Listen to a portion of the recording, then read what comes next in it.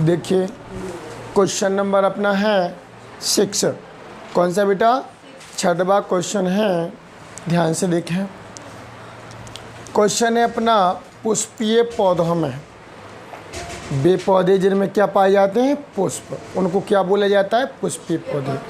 पुष्पीय पौधों में नर युग्म कोद्भिद। कौन बेटा? नर युग्म कोद्भिद। इंग्लिश में बोलते हैं इसको मेल गैमेटोफाइट। क्या बोला जाता है बेटा? Male gametophyte. मेल गैमेटोफाइट के विकास को समझाइए। मीन्स हमें उसका विकास बताना है जिसमें नर युग्मक बनते हैं, जिसमें नर युग्मक बनते हैं उसका डेवलपमेंट बताना है। उसको कहा जाता है बेटा नर युग्म कोद्भिद। इंग्लिश में बोलते हैं उसको मेल गैमेटोफाइट। क्लियर हो रहा कि नहीं हो रहा? मेल गैमेट का निर्माण जिसमें होता है उसके विकास की क्रिया को बताना है कि इसके विकास किस प्रकार होता है। क्लियर? अथवा एक और इसका क्वेश्चन होता है लघु बीजाणु जनन। क्या कहलाता है बेटा? लघु बीजाणु जनन या माइक्रोस्पोरोजेनेसिस या मेल गैमेट्स की प्रक्रिया को समझाइए। देखें नर युग्मक किस में बनते हैं बेटा? परागकण में बनते हैं। परागकण किस में होता है? ये परागकण की जो प्रक्रिया होती है, ठीक है ना। आप लोगों ने देखा होगा कि जो परागकोश होता है इसके अंदर ही क्या होते हैं अपने ये मेल गैमेटोफाइट और मेल गैमेटोफाइट होते हैं। नर युग्म कोद्भिद होता है। यानी हमें इस पूरी प्रक्रिया के बारे में बताना है कि इसका विकास किस प्रकार होता है। ठीक, ऐसे ही अपन को फीमेल गैमेटोफाइट का अगला क्वेश्चन आएगा अपना जी। ठीक है ना। तो ध्यान से समझें। क्वेश्चन तक आप लोग पहुंच रहे कि नहीं पहुंच रहे? क्वेश्चन है क्या अपना? क्वेश्चन ये है कि मेल गैमेट जो होते हैं, मेल गैमेट का विकास किस में होता है, ठीक है ना, और कैसे होते हैं और कैसे ये मेल गैमेट बन जाते हैं, उसकी प्रक्रिया को अपन को बताना है। ठीक है ना। आंसर देखें, लघु बीजाणु जनन। लघु बीजाणु कौन कहलाते हैं बेटा? माइक्रोस्पोर कहलाते हैं। और माइक्रोस्पोर कौन है? जिनसे अपने परागकण बनते हैं, वो नर युग्मक बनते हैं, वो कौन कहलाते हैं बेटा? लघु बीजाणु कहलाते हैं। अर्थात लघु बीजाणु के बनने की क्रिया को ही तो बेटा क्या बोला जाता? लघु बीजाणु जनन कहा जाता है। इंग्लिश में क्या बोलते हैं उसको? माइक्रोस्पोरोजेनेसिस कहते हैं। ध्यान से सुनना, पूरा 100% दिमाग में भर जाएगा। ठीक है ना। देखें ध्यान से, परागकण जानते हैं परागकण क्या होते हैं? परागकण इंग्लिश में बुलाया जाता है माइक्रोस्पोर। ठीक है ना। नर युग्म कोद्भिद इंग्लिश में बोलते हैं मेल गैमेटोफाइट। ठीक है ना। मेल गैमेटोफाइट की प्रथम कोशिका होता है। मीन्स जो मेल गैमेटोफाइट होता है, नर युग्म कोद्भिद होता है, इसकी पहली कोशिका कौन सी होती है बेटा? परागकण या माइक्रोस्पोर होते हैं। परागकण देखे हैं अपन ने, कहाँ देखे परागकण बेटा? जो परागकोश होता है उसके भीतर क्या होते हैं? परागकण होते हैं। और पराग कण जो होते हैं वो उड़ करके या किसी माध्यम से कहाँ पहुँच जाते हैं? बढ़ती कागर पर पहुँचते हैं। तो परागकण आपको समझ में आ रहा? परागकण जो होते हैं वो नर युग्म कोद्भिद जो अपन क्वेश्चन पढ़ने जा रहे हैं उसकी पहली कोशिका होते हैं बेटा। समझ में आ गया? पहली कोशिका कौन है बेटा? परागकण होते हैं। ठीक है ना। अतः परागकण से ही नर युग्मक या मेल गैमेट का निर्माण होता है, जिसे माइक्रोस्पोरोजेनेसिस कहते हैं। जिसे क्या बोलते हैं? माइक्रोस्पोरोजेनेसिस कहते हैं। यह प्रक्रिया निम्न चरणों में पूर्ण होती है। समझ में आ रहा कि नहीं आ रहा? नर युग्मकों का निर्माण किससे होता है बेटा? नर युग्मक कहलाते हैं, मेल गैमेट कहलाते हैं। ठीक है ना। तो मेल गैमेटों का निर्माण किसके माध्यम से होता है? उस क्रिया को बोला जाता है अपना माइक्रोस्पोरोजेनेसिस। एक बार फिर से देखें, परागकण किसकी प्रथम कोशिका होते बेटा? नर युग्म कोद्भिद की पहली कोशिका होते हैं। अतः परागकण से ही क्या बनते बेटा? नर युग्मक बनते हैं। परागकण से ही क्या बनेंगे बेटा? परागकण से क्या बनेंगे? नर युग्मकों का निर्माण होगा। बात समझ में आ रहा? नर युग्मक किससे बनेंगे बेटा? परागकण से बनेंगे।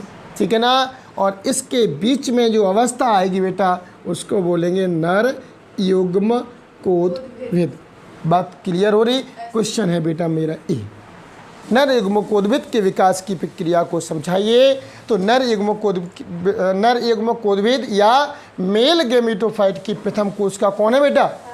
परागकण होती है, ठीक है ना। और इसी से ही किसका निर्माण होता है बेटा? नर युग्मकों का निर्माण होता है, ठीक है ना। इसीलिए इसको क्या बोला जाता है? माइक्रोस्पोरोजेनेसिस कहा जाता है। ये तो होगी बेटा इंट्रोडक्शन। क्या होगी बेटा? इंट्रोडक्शन होगी इसके बारे में। अब आगे देखें, ये निम्न चरणों में पूर्ण होता है। क्या होता है?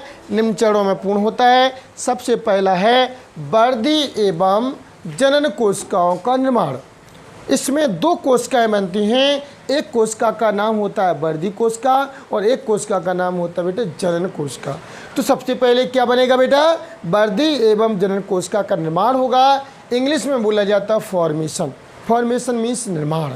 ऑफ वेजिटेटिव मीन्स होता है बेटा वर्धी कोशिका एंड रिप्रोडक्टिव सेल्स मीन्स क्या होता है बेटा? जनन कोशिका। सबसे पहले वर्धी और जनन कोशिकाओं का निर्माण होगा। समझ में आया कुछ कि नहीं आया? अब ध्यान से देखें वर्धी और जनन कोशिकाओं का निर्माण किस प्रकार से होता है। सबसे पहले अपन चित्र में इसको देखते हैं, ठीक है ना। इसके बाद में इसको बताते हैं। अब ध्यान से देखें, आप लोगों ने ये सुना कि सबसे पहली कोशिका कौन होती है बेटा? परागकण होता है, ठीक है ना। तो ये आप लोगों को दिख रहा होगा सबसे पहला चित्र, ये है बेटा परागकण। परागकण की संरचना इस प्रकार से नजर आती है, ठीक है ना। सबसे अंदर क्या पाया जाता है बेटा? एक गोल संरचना होती है जिसे क्या बोलते हैं? न्यूक्लियस कहते हैं। सबको समझ में आ रहा? क्या बोलते हैं इसको? केंद्रक कहते हैं, न्यूक्लियस कहते हैं। और न्यूक्लियस के बाहर द्रव पाया जाता, उसको हम बोला जाता है क्या बोलते हैं? साइटोप्लाज्म। पहले से पढ़ चुके हैं इसको, क्या बोलते हैं अपन? साइटोप्लाज्म कहते हैं। इतना समझ में आ गया। और इसके बाद अपन ने कल परागकण की संरचना भी पढ़ी थी। इस व्यक्ति को अगर बताना चाहे तो एक कौन कहलाती है बेटा? एग्जाइम कहलाती है। और एक कौन कहलाता है बेटा? एंटाइन कहलाता है। ये अपन को ऑलरेडी पहले से ही आता है, ठीक है ना। और एक क्या कहलाता है? न्यूक्लियस कहलाता है। और एक क्या कहलाता है बेटा? साइटोप्लाज्म कहलाता है। इतनी समझ में आई? एक क्या होता है? माइक्रोस्पोर या पॉलन ग्रैन कहलाता है। समझ में आ गया? क्यों ये मैंने क्यों लिया सबसे पहले? इसलिए लिया क्योंकि इस क्वेश्चन की शुरुआत बेटा यहीं से होगी। शुरुआत इसी से होगी। मीन्स इसकी प्रथम कोशिका कौन होता है बेटा? परागकण होता है। इसलिए सबसे पहले अपन ने इसको लिया, ठीक है ना। इसी से ही आगे नर युग्मकों का निर्माण होगा। क्या होगा बेटा? नर युग्मकों का निर्माण होगा। इसीलिए इसको क्या बोला जाता है? माइक्रोस्पोरोजेनेसिस कहा जाता है। अब आगे देखें। अब इससे अपन को वहाँ तक पहुँचना है कि दो कोशिकाओं का निर्माण होता है। पहली हेड क्या पढ़ने जा रहा है अपन? वर्धी एवं जनन कोशिकाओं का निर्माण। ध्यान से देखें। अब इसमें कोई दिक्कत, कोई शक शोभा दिख रहा? किसको? साफ साफ आप लोगों को नज़र आ रहा होगा, याद हो गया ये चीज़। अब इसमें कुछ चेंज होगा बेटा, अलंकृत इसी को तो कहेंगे अपन, ठीक है ना। अब इसमें चेंज क्या हो रहा? ध्यान से देखें। ये एग्जाइन है, नो चेंज। और इसके अंदर वाला एंटाइन है बेटा, क्लियर है। अब इसके अंदर जो अंदर वाला पोर्शन है, इसमें क्या हो जाता है कि ये जो कोशिका होती है, ये केंद्रक होता है। यहाँ से वो इस प्रकार से एक कोशिका बनती है बेटा। समझ में आ रहा? तो देखो नीचे दिख रहा होगा, एक कोशिका बन जाती है, ठीक है ना। इसमें क्या बनती है? एक छोटी सी कोशिका नीचे की ओर इस प्रकार बन जाती है और एक जो बड़ी कोशिका बन जाती है, ठीक है ना। एक्जाइन एंटाइन तो है ही। तो जो बड़ी कोशिका है उसका नाम होता है बेटा वैक्यूल होता है। क्या होता है बेटा? वैक्यूल। एक खाली जगह दिख रही होगी, ठीक है ना। बाकी इसमें जो केंद्रक है वो अपनी जगह पर फिक्स है, कोई दिक्कत नहीं उसका। फिर आगे जा कर के ये जैसे ये बड़ी कोशिका दिख रही होगी अपन को, और इसके अंदर वाले भाग में ध्यान से देखें, इस प्रकार से अपन ने पोर्शन देखा था कि नीचे एक छोटा सा हिस्सा बढ़ गया, अपना बढ़ गया है। इस वाले भाग में देखो, निचले वाले भाग में एक ऐसी कोशिका बनती है। और आप लोगों को ये पता होगा, कोई भी कोशिका होगी तो उसमें केंद्रक जरूर होगा। क्या होगा बेटा? केंद्रक जरूर होगा, ठीक है। तो जो ऊपर की जो बड़ी कोशिका है, ठीक है ना, उसका नाम हो जाएगा वेजिटेटिव सेल। क्या नाम है इसका बेटा? वेजिटेटिव सेल है। और नीचे जो छोटी कोशिका है उसका नाम है जनरेटिव सेल। क्या नाम है बेटा? Generative cell. इतना समझ में आया कि नहीं आया? ठीक है ना। इसमें जो अपना परागकण होता है इसके अंदर कितनी कोशिकाएं बन जाती है? 2 कोशिकाएं बन जाती है, एक बड़ी कोशिका और एक छोटी कोशिका। बड़ी कोशिका का नाम क्या होता है बेटा? वेजिटेटिव। वैसे याद कर लेना, बड़ी माने वा भी वेजिटेटिव सेल, और जो छोटी होगी वो कौन होगा बेटा? जनरेटिव सेल होगी। इतना समझ में आया कि नहीं आया? अब इतना ही अपन उसमें वर्णन पहले पढ़ लेते हैं। इतना समझ में आया कि नहीं आया? परागकण से वो बेटा ऐसे ही लिखना पड़ता है, ठीक है ना, कोई अलग से नहीं लिखना है, जो दिख रहा है अपन को वही सुना देना है, ठीक है ना। अब इसमें देखो,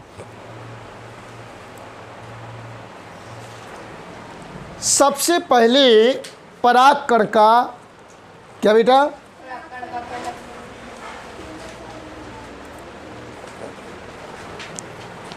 सबसे पहले परागकण का केंद्रक कौन बेटा? केंद्रक साधारण विभाजन द्वारा एक बड़ा वर्धी केंद्रक तथा एक दूसरा छोटा जनन केंद्रक बनाता है। जैसे मान लीजिए ये अपन ने पढ़ा, इसके अंदर जो केंद्रक तो है ही परागकण के अंदर, ये विभाजित होगा तो क्या बनाएगा? विभाजित का मतलब होता बदल गया, और इस प्रकार से कोशिका बना लेगा। एक बड़ी कोशिका बना लेगा, एक छोटी कोशिका बना लेगा। समझ के नहीं? 2 भागों में बट जाता, तो जो बड़ा भाग है उसका नाम क्या हो जाता था बेटा? वैक्यूल हो गया। समझ के नहीं आ रहा? फिर आगे जा कर के एक कोशिका बन जाता है और एक ये अलग कोशिका बन जाती है। इसका नाम क्या होता है? Vegetative cell. इसका नाम क्या होता है बेटा? जनरेटिव सेल, ठीक है ना। एक बड़ा वर्धी केंद्रक तथा एक दूसरा छोटा जनन केंद्रक बनाता है। दोनों केंद्रकों के बीच में एक भित्ति बन जाती है। क्या बन जाती है बेटा? भित्ति बन जाती है, जिससे एक बड़ी वर्धी कोशिका, पहले केंद्रक बना था फिर कोशिका बन गई, जिससे एक बड़ी वर्धी कोशिका तथा एक छोटी जनन कोशिका बनती है। ये पहले तो 2 केंद्रक बन गए, और केंद्रक जैसे बन जाते हैं तो एक बड़ी कोशिका बन जाती है। बड़ी कोशिका का नाम बताओ बेटा? वर्धी कोशिका। और छोटी जो केंद्रक है वो आगे जाकर के छोटी कोशिका बन जाएगी, उसका नाम बताओ बेटा? जनन कोशिका बन जाती है। यहाँ तक अपन आ गए, कोई डाउट इसमें? देखिए बन जाएगा। आगे देखें, इसके बाद में फिर आगे लिखा, इस अवस्था में लघु बीजाणु मीन्स माइक्रोस्पोर, लघु बीजाणुधानी यानी माइक्रोस्पोरेंजिया। बेटा ये पढ़ा था अपन ने इस प्रकार से, नहीं पढ़ी थी संरचना? ए वाला भाग क्या कहलाता है? माइक्रोस्पोरेंजिया। माइक्रोस्पोरेंजिया से निकल कर बेटा आप 12 पास हो जाओगे तो आप अपने 12 के school means higher secondary school से निकल कर कॉलेज में प्रवेश कर जाओगे। कब प्रवेश कर पाओगे? जब आप 12 पास हो जाओगे, आपको 12 पास का प्रमाण पत्र मिल जाएगा, तभी आप स्कूल छोड़ के, स्कूल से निकल के जाओगे। फेल हो जाओगे तो जाओगे क्या? नहीं जा पाओगे। तो फिर क्या लिखा? इतनी अवस्था ये परिपक्व हो गई बेटा, किसके अंदर है ये? इस माइक्रोस्पोरेंजिया में तैयार हो चुका है जी। आप 12 पास अपने स्कूल में हो चुके हैं, ठीक है ना। आगे इस अवस्था में लघु बीजाणु मीन्स माइक्रोस्पोर लघु बीजाणुधानी से निकलकर स्टिग्मा पर पहुंचते हैं। इसके बाद परागकण से पराग नलिका निकलती है। कॉलेज में जाओगे तो आप फिर हमारी बात सुनोगे क्या? फिर तो आप किसकी बात सुनोगे? आप प्रोफेसरों की बात सुनोगे। बात समझ में आ रहा कि नहीं आ रहा? तो ये क्या होता बेटा? इससे निकल कर के कहाँ पहुँच जाता बेटा? इस वर्तिकाग्र तक पहुँच जाता है, और वहाँ पर जैसे पहुँचेगा तो आगे का काम चालू करेगा। मीन्स यहाँ से पराग नलिका बनती है, ठीक है ना। पराग नलिका बनती है मीन्स निकलती है, ठीक है ना। फिर आगे जिसमें वर्धी कोशिका, जिसमें क्या लिखा? वर्धी कोशिका एवं जनन कोशिका यानी जनरेटिव सेल आ जाती हैं। और उस पराग नलिका में जैसे एक परागकण था अपना, और यहाँ से 2 सेल थी बेटा, थी ना। अब यहाँ पे क्या निकली? पराग नलिका निकलती, एक नली निकलती इस प्रकार से, ठीक है ना। पराग नलिका निकलती है जिसमें वर्धी कोशिका एवं जनन कोशिका आ जाती हैं। इनमें ये दोनों कोशिकाएं क्या हो जाती हैं बेटा? आ जाती हैं। कोई दिक्कत किस में आ गई? परागनलिका में आ जाती हैं। अधिकांश पौधों में एक परागनलिका का निर्माण होता है, एक बनेगी, लेकिन परंतु कुछ पौधों में एक से अधिक परागनलिकाएं बनती हैं। किसी किसी पौधों में एक से अधिक बन जाती हैं, लेकिन अधिकांश पौधों में क्या बनती बेटा, एक ही परागनलिका का निर्माण होता है। समझ में आ रहा कि नहीं आ रहा? जैसे एग्जाम्पल में लिख दिया मालवेसी व कुकुरबिटेस। ठीक है, अब देखो अपन कहाँ पर पहुँच गए थे बेटा, यहाँ तक आ गए थे, 2 सेल का निर्माण हो गया। फिर आगे देखिए, इसके बाद में क्या हो जाता है बेटा, जैसे ये परागकण कहाँ पहुँचा, स्टिग्मा पर पहुँचता है, तो वहाँ पे क्या होता है, नमी पाता है, और नमी पा करके क्या होता है, उसका अंकुरण होता है। तो यहाँ से देखो ये परागनलिका बेटा बनी कि नहीं बनी, वही अपन पढ़ रहे हैं, वही अपन देख रहे हैं चित्र में, तो सबसे आसान चीज़ हो जाती है। ठीक है ना, नलिका बन गई।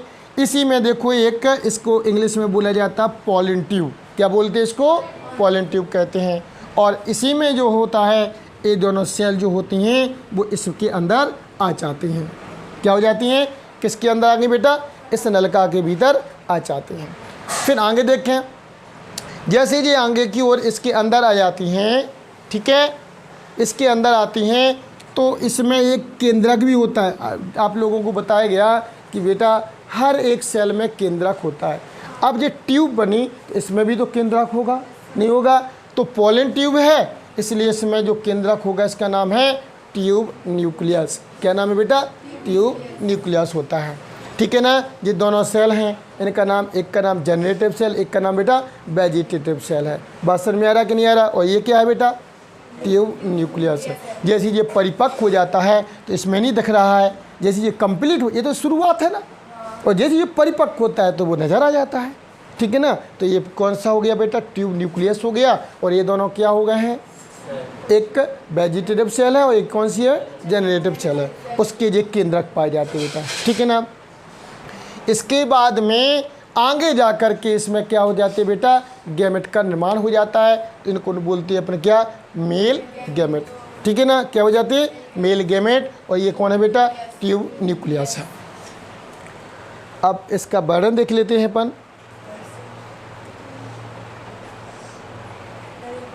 इसके बाद में दूसरी हेडिंग है। पहली हेडिंग में तो देखो परागनलिका तक अपन के कंप्लीट हो गए हैं। सेकेंड हेडिंग में आता है नर युग्मकों का निर्माण, फॉर्मेशन ऑफ मेल गैमेट। जनन कोशिका, कौन बेटा? 2 सेल थी, जनन सेल और वर्धी सेल। जनन कोशिका इंग्लिश में जनरेटिव सेल विभाजित होती है। कौन होती है? विभाजित होती है, और विभाजित होकर के शीघ्र ही 2 नर युग्मक यानी मेल गैमेट बनाती है, तथा वर्धी कोशिका धीरे धीरे बेटा क्या हो जाती है? नष्ट हो जाती है। ठीक है ना, वो अपन पहले भी पढ़ी थी। एवं नर युग्मक मेल गैमेट परागनलिका के अग्र सिरे पर आ जाते हैं। कहाँ आ जाते बेटा? परागनलिका के अग्र सिरे पर यहाँ पे आ जाते हैं मेल गैमेट। ठीक है ना, अग्र सिरे पर आ जाते हैं। इसके पश्चात निषेचन की क्रिया होती है, और जैसे ये अग्र सिरे पर आ जाएंगे फिर क्या होगा बेटा? इनका निषेचन की क्रिया होगी। समझ में आ रहा? फिर से देखें एक बार और, शॉर्ट में देख लीजिए फटाफट जल्दी से। देखो,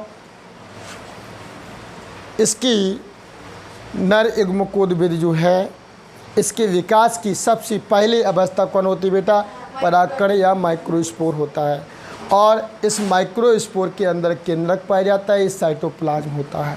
ठीक है ना, फिर एक केंद्रक विभाजित होकर के, ठीक है, 2 सेल बनाता है। बड़ी सेल का नाम वर्धी, छोटे का नाम जनरेटिव सेल होता है। ठीक है ना, फिर जनरेटिव सेल और जो वेजिटेटिव सेल है इसमें केंद्रक भी बन जाते हैं। ठीक है ना, तो जनरेटिव सेल का केंद्रक अलग हो जाता है और वेजिटेटिव सेल का अलग हो जाता है, अर्थात 2 सेल जो होती हैं वो सेपरेट हो जाती हैं, क्योंकि दोनों के बीच में भित्ति बन जाती है, जिससे वेजिटेटिव सेल यानी वर्धी कोशिका और जनन कोशिकाएँ अलग हो जाती हैं।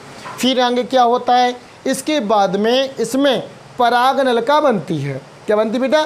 परागनलिका बनती है, जिनमें ये दोनों सेल के केंद्रक आ जाते हैं। वेजिटेटिव सेल का केंद्रक आ जाता है और जनरेटिव सेल का केंद्रक आ जाता है। किस में आ जाता है बेटा? परागनलिका में आ जाता है। इंग्लिश में क्या बोलते हैं उसको? पॉलन ट्यूब कहते हैं।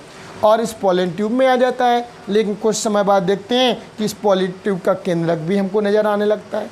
मीन्स क्या होता है, उसको ट्यूब न्यूक्लियस कहते हैं। इसमें दोनों केंद्रक आ जाते हैं, ठीक है ना। धीरे धीरे जो वेजिटेटिव सेल होता है उसका केंद्रक नष्ट हो जाता है। समझ में आ रहा कि नहीं आ रहा? वेजिटेटिव सेल क्या हो जाती है, नष्ट हो जाती हैं। एवं क्या बचता है, जनरेटिव सेल। और ये जनरेटिव सेल जो होती है आगे जाकर के दो केंद्रकों का निर्माण करती है। इससे क्या बन जाती है बेटा, दो केंद्रक बन जाते हैं। उनको क्या बोलते हैं, मेल गैमेट कहते हैं। अब ये मेल गैमेट तैयार हो जाते हैं, परिपक्व हो जाते हैं, तो क्या करते हैं, निषेचन की क्रिया करते हैं। कहाँ जाते हैं जी, बताया था, ये ओव्यूल के अंदर प्रवेश करते हैं। ओव्यूल के अंदर प्रवेश करते हैं तो ये आगे स्वतंत्र हो जाते हैं। स्वतंत्र होकर के निषेचन की क्रिया करते हैं। ये अपने को आगे क्वेश्चन पढ़ना है, ठीक है ना। बन जाएगा बेटा। इस प्रकार से अपना एक क्वेश्चन बेटा क्या होता है, समाप्त होता है।